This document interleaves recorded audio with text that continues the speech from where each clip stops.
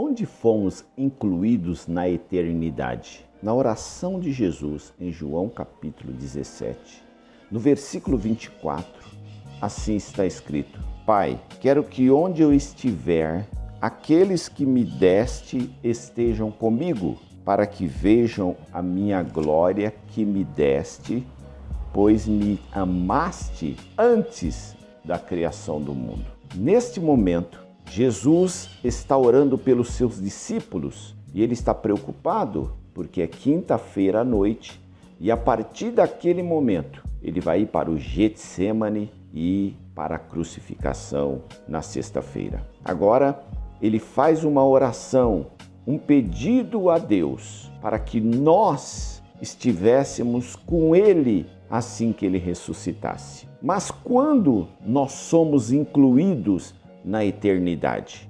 Alguém pode pensar que nós fomos incluídos na eternidade, ou o plano da salvação aconteceu porque o homem pecou, ou foi algo emergencial que Deus teve que providenciar para salvar as nossas vidas. Mas o texto que nós lemos, ele diz: porque me amaste antes da fundação do mundo. Antes que tudo existisse, antes que o universo existisse, antes que os seres celestiais fossem criados, Deus, em três pessoas, o Pai, o Filho e o Espírito Santo, existiam em um único Deus, numa relação perfeita de amor, onde os três não tinham falta de nada e eram completos nessa pura essência. Foi aí que a gente pode pensar como eternidade passada, Deus, Jesus e o Espírito Santo resolveram entre si criar todas as coisas. E ao criar todas as coisas, ao planejar toda a criação, inclusive o homem, os três também pensaram num propósito de salvação.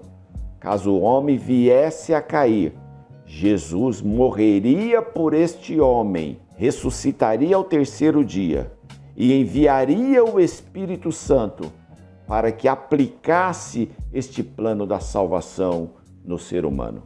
Então, quando que nós entramos na eternidade? Nós entramos na eternidade, nesta relação amorosa das três pessoas em um único Deus. Ele já providenciou e abriu o seu coração para que nós entrássemos nessa relação. Um segundo ponto que fala este versículo, Jesus diz que quero que estejam comigo. Quer dizer isso que o céu não é um lugar simplesmente de longevidade, de ruas de ouro, de pedras de cristais, de jaspe. Tudo isso tem, mas a principal coisa no céu é o relacionamento, que Jesus quer estar próximo de nós, cara a cara conosco, e nós nos relacionarmos. Quando a gente fala de relação, a gente pode pensar no Evangelho de João, no capítulo 1, que diz: todas as coisas foram feitas por Ele, por Jesus, e sem Ele nada do que se foi feito se fez. Isto que nós falamos sobre relação significa que nós vamos participar de toda essa extensividade de criação que o próprio Jesus executou. Será nós em Jesus e Jesus em nós. O céu, ele é relacional. Uma terceira coisa é que o texto diz: para que eles vejam a minha glória. E a glória de Cristo será não vista distante, mas face a face com o próprio Cristo. Não é apenas brilho, é caráter. Não é apenas um cuidado, é relação profunda. É ver toda esta glória do universo, esta glória de todas as coisas criadas e do próprio Cristo, que ao terceiro dia ressuscitou e foi elevado ao céu. Um quarto ponto é que a eternidade é resultado de um desejo de Cristo.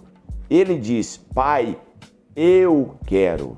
Sei que você, meu querido, como eu, um dia nós entregamos a vida para Cristo e o aceitamos como Senhor e Salvador da nossa vida. Mas ao dizer aqui, a gente pode perguntar: olha, onde começa a eternidade?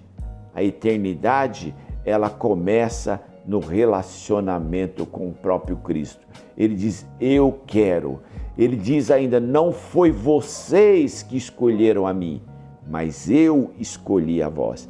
Antes de tudo, Deus já tinha escolhido você, escolhido a mim.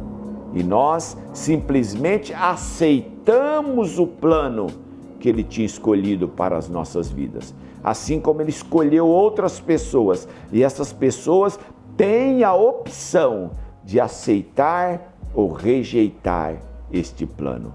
Ele diz: eu quero. Ele suportou a separação do Pai na cruz para nos incluir.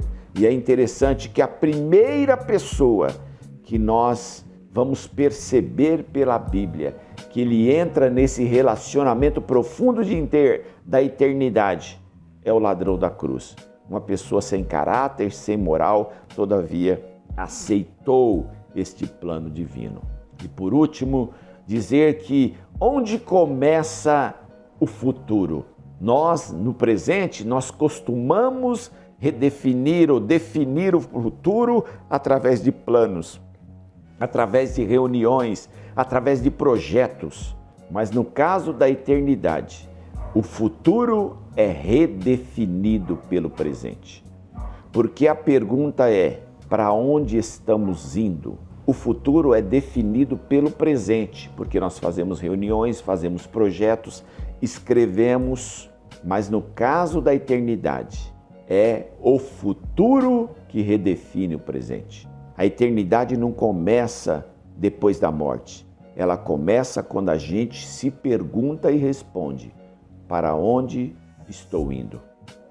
Porque quem sabe, quem entende, quem tem certeza que vai viver uma eternidade com Cristo é menos apegado às coisas materiais. Ama com mais liberdade. Suporta os desafios da vida com mais esperança.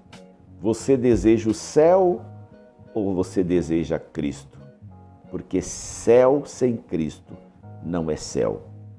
E a conclusão é a oração que Jesus fez: onde quer que eu estiver, eu quero que eles estejam comigo. Isto é eternidade.